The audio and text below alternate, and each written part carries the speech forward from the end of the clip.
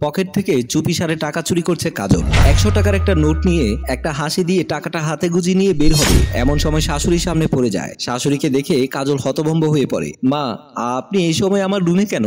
মা বলল, তুমি আমার ছেলের পকেট থেকে টাকা চুরি করছো বোমা। রোহান তোমাকে কোন দিক দিয়ে অভাবে রেখেছে? যখন যা চাও আমার ছেলে এনে দিচ্ছে, আর তুমি এমন একটা কাজ করে বসলে। ছি বোমা, ছি। কাজল বলল, মা আগে আমার কথা শুনুন। মা বলল, কি আর শুনবো? হয়তো এইভাবে প্রতিদিন টাকা চুরি করে এসেছো রোহানের পকেট থেকে। রোহান কি কাজে দোকানে গেছে, আর এই সুযোগে তুমি? কাজল বলল, রোহানের টাকা মানেই তো আমার টাকা, এখানে এভাবে বলার দরকার কি? আপনি কি বলতে পারবেন কোনোদিনও আমার শ্বশুরের পকেট থেকে টাকা নেননি? শাশুড়ি আমতা আমতা করে বলল, তাহলে আমাকে চুরির অপবাদ দিচ্ছ উল্টো। আজ ছেলেটা আসুক। এই বলে বের হয়ে যায়। কাজল মিটি মিটি হাসে। রোহান দরজা দিয়ে ঢুকতেই মা বলল, রোহান একটা কথা শোন, আজ থেকে তুই পকেটে টাকা রাখলে গুনে রাখবি, আর না হয় ড্রয়ারে তালা মেরে রাখবি। রোহান একটু বিচলিত হয়ে বলল, কেন মা, কি হয়েছে? হঠাৎ তুমি এরকম করে কেন বলছো? তাছাড়া আমাদের বাড়িতে তুমি আর কাজল ছাড়া আর কি আছে? মা বলল, সেটাই তো বলছি, ঘরে চোর থাকলে বাইরের মানুষের কি দরকার? তোর বউকে দেখলাম আজকে তোর পকেট থেকে 100 টাকার নোট চুরি করতে। রোহান বলল, কি সব বলছো মা? তাছাড়া হয়তো তার কোনো কাজে লাগছে তাই নিয়েছে, সেটা আহামরি কি? মা বলল, কোনো কাজে লাগলে সে তোকে বলে নেবে, চুরি করে নেবে কেন? তাছাড়া আজ 100 নিয়েছে, কাল 200 নেবে, তারপর 500 টাকা নেবে। রোহান বলল, আসতে বলো মা, কাজল শুনবে আবার। আমি ওর থেকে জিজ্ঞেস করি কেন নিল, তারপর বিচার হবে। এখন তুমি যাও মা। মা বলল, ও মায়ের কথা বিশ্বাস হচ্ছে না তাই না? তোর যা ইচ্ছে কর। এই বলে মা সেখান থেকে চলে যায়। রোহান বাড়ির রুমে ঢুকে দেখলো কাজল নেই। ওয়াশরুম থেকে পানির আওয়াজ শুনে বুঝতে পারে কাজল ওয়াশরুমে। সে বিছানায় বসে আর ভাবছে বিয়ের আগের কথা। রাকিব কাজলের সাথে দেখা করে। তারা কাজলদের বারান্দায় দাঁড়িয়ে কথা বলছিল। রাকিব বলল, আচ্ছা তুমি কি সত্যি এই বিয়েতে মন থেকে মত দিয়েছো? আমাকে কি তোমার আসলেই পছন্দ হয়েছে? কাজল বলল, আমার পছন্দ অপছন্দ কি আসে যায়? আমার বাবা বলেছে সেটাই আমার বড় খুশি। বাবা যা বলে তাই আমার সিদ্ধান্ত। রোহান বলল, বাবাকে এতটা ভালোবাসো?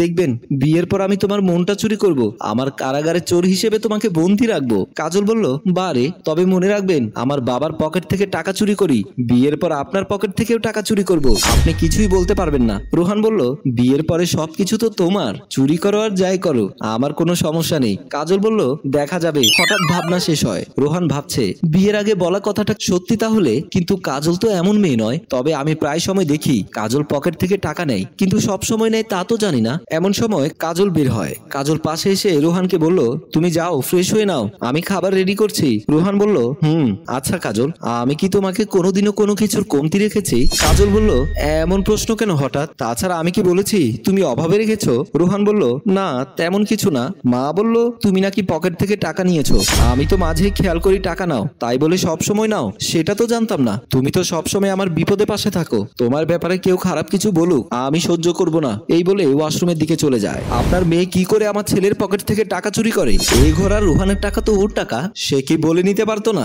রোহানের মায়ের এমন কথা শুনে কাজলের বাবা একদম হতবাক হয়ে যায়। উনি চেহারা নিচু করে বলল, বেআইন সাহেবা, আপনার হয়তো কোনো ভুল হচ্ছে।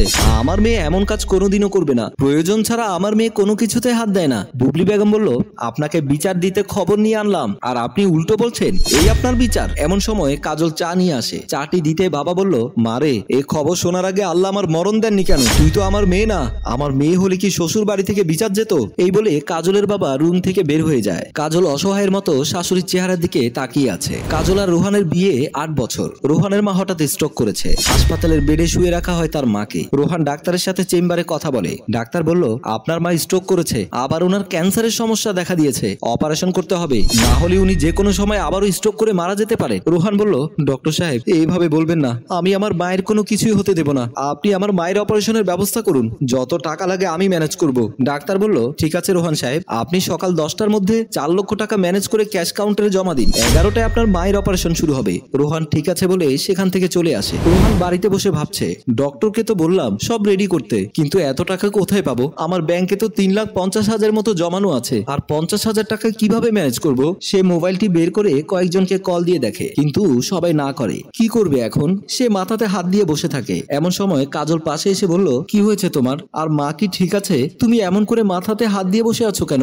রোহান বলল, মায়ের অপারেশন করতে হবে, 4 লাখ টাকা প্রয়োজন, আমার কাছে ব্যাংকে জমানো 3,50,000 টাকা আছে, বাকিটা কিভাবে ম্যানেজ করব? কোনো বন্ধু সাহায্য করতে পারবে না বলল। কাজল বলল, ও আচ্ছা, তুমি এজন্যই চিন্তা করছো, তুমি মাথা থেকে হাত নামিয়ে বসো, আমি ঘর থেকে একটা জিনিস নিয়ে আসছি। এই বলে সে উঠে চলে যায়। একটু পরে কাজল এসে শাড়ির আঁচল থেকে টাকা বের করে টেবিলে রেখে বলল, ভেবেছিলাম বিপদে কাজে আসবে আমাদের, কিন্তু মা অসুস্থ, এর চেয়ে বড় বিপদ আর কিছুই হতে পারে না, তুমি মায়ের অপারেশনের ব্যবস্থা করো। রোহান দেখে সেখানে 100 টাকা আর 500 টাকা, সব টাকা গোনার পর দেখলো সব মিলিয়ে 59,200 টাকার মতো আছে। রোহান একটু বিচলিত হয়ে বলল, আচ্ছা কাজল, তুমি এত টাকা কোথায় পেলে? কাজল হেসে বলল, আমি এত টাকা কোথায় পাবো, এগুলো তোমার ওই টাকা, আমি তোমার পকেট থেকে চুরি করতাম, সেসব আমি জমিয়ে রাখতাম, ভাবতাম কোনো বিপদে কাজে লাগবে, আজ তো বিপদে কাজে লাগলো। রোহান বলল, তোমাকে যে আমি কি বলে ধন্যবাদ দেব কাজল, আমি বুঝতে পারছি না। কাজল বলল, হয়েছে, এখন আসো রুমে, তোমার ঘুমাতে হবে, সকালে তো হাসপাতালে যেতে হবে। তারা দুজন উঠে রুমের দিকে চলে যায়। রুমে এসে খাটে বসে রোহান বলল,